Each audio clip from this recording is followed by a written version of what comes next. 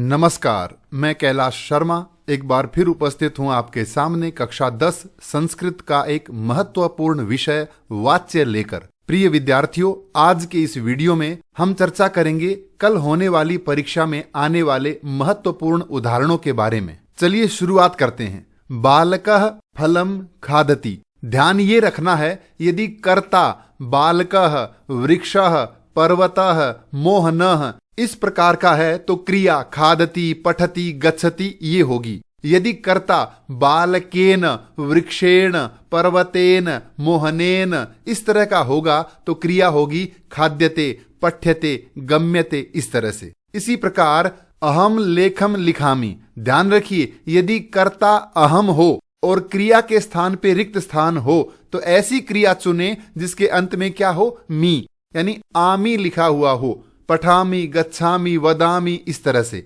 इसी प्रकार मया लेखम लिख्यते, मेरे द्वारा लेख लिखा जाता है। तो अहम के स्थान पे यदि कर्ता तृतीया विभक्ति का हो यानी मया, तो फिर क्रिया होगी लिख्यते, यानी क्रिया ऐसी होगी जिसमें यह जुड़ा हुआ हो और अंत में हो ते। लिख्यते, पठ्यते, क्रियते, पच्यते इस तरह से। और तीसरा महत्वपूर्ण उदाहरण है त्वम का। त्वम पाठम पठसी। ध्यान रखिए, यदि कर्ता त्वम है तो क्रिया वो होगी जिसमें सी लगा हुआ हो। पठसी, गच्छसी, वदसी, चलसी इस तरह से। और यदि यहां पर त्वम के स्थान पे त्वया यानी तृतीया विभक्ति का कर्ता हो तो क्रिया होगी पठ्यते, गम्यते, क्रियते इस तरह से। तो तीन बातें ध्यान में रखिए। यदि अहम है तो क्रिया पठामि, वदामि, गच्छामि। मया है तो लिख्यते, पठ्यते, गम्यते। त्वम है कर्ता तो पठसी, गच्छसी, वदसी इस तरह से। और त्वया है तो पठ्यते, गम्यते इत्यादि।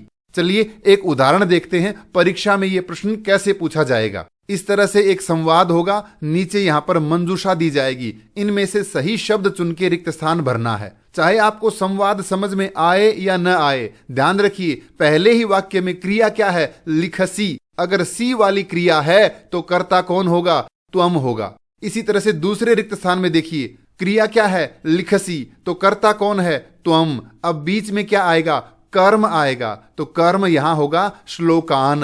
तीसरा है यहां पर देखिए रिक्त स्थान, इस वाक्य में देखिए कर्ता कौन है, त्वया, तृतीया विभक्ति का, तो क्रिया होगी क्रियते। त्वया, मया ये हो तो क्रिया आपको पठ्यते, गम्यते, क्रियते ये वाली लिखनी है। अब की बार ये प्रश्न अथवा में भी मिलेगा आपको। या तो आप रिक्त स्थान चुन के भरें या कोष्ठक में दी हुई धातु या शब्द से सही शब्द बनाकर लिखें। तो अथवा में दिया है पिता पुत्राय क्रीडनकम। कोष्ठक में धातु दी है दा यानी देना। अब पिता ये प्रथमा विभक्ति का करता है तो क्रिया सीधी लिखी जाएगी ददाति।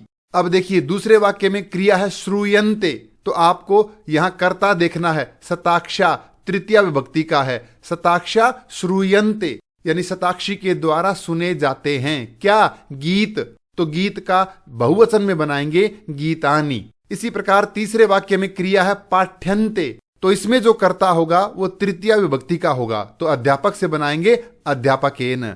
प्रिय विद्यार्थियों, परीक्षा में ये जो वाच्य वाला प्रश्न हो तो इसमें आप ये ऊपर वाला जो भाग है यही करने की कोशिश करें, क्योंकि आपको इनमें से मंजूषा में से शब्द चुनने हैं। चलिए एक महत्वपूर्ण उदाहरण के माध्यम से मैं आपको इसे और अच्छे से समझाता हूं। ये पूरी संभावना है कि आपको इसी प्रकार के प्रश्न पूछे जाएंगे।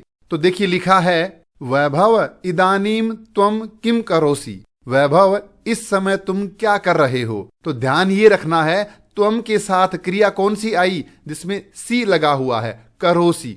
तो आपको भी ऐसी ही क्रिया चुननी है। दूसरा वाक्य है अधुना तु मया। अब ये मया और त्वया आ जाए तो रिक्त स्थान में वो क्रिया भरनी है जिसके अंत में य और ते लगा हुआ हो, जैसे पठ्यते, गम्यते, क्रियते। तो मंजूषा में से हम कौन सा शब्द चुनेंगे, यहां पर क्रियते। मया अध्ययनम क्रियते। अब दूसरा वाक्य है डैश क्रीडितुम बहि गच्छामि। यदि क्रिया यहां पर आमी वाली है, पठामि, गच्छामि, वदामि, चलामि, तो कर्ता कौन होगा, अहम। तो मंजूषा से हमें चुनना है अहम।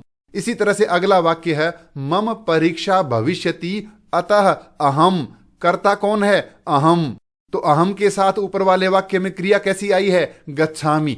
तो तो इनमें से वो क्रिया चुने जिसके अंत में हो आमी, तो अहम तू पठामी। इसी प्रकार पूछा है त्वम किम पठसी, तुम क्या पढ़ रहे हो। फिर ध्यान दीजिए त्वम के साथ क्रिया कौन सी आई, पठसी, जिसके अंत में क्या है, सी। अंतिम वाक्य है डैश तू गणित विषय पठ्यते। अब यदि क्रिया पठ्यते है तो कर्ता तृतीया विभक्ति वाला होगा, मया या त्वया। तो मंजूषा में कौन सा है, मया। मया गणित विषय पठ्यते। आज का अंतिम उदाहरण आपके सामने और रख रहा हूं। ये महत्वपूर्ण उदाहरण है। इसी प्रकार का प्रश्न आपसे पूछा जाएगा, जैसे सखी डैश किम करोसी। अब ध्यान दीजिए क्रिया में क्या है, सी, तो कर्ता कौन होगा, त्वम।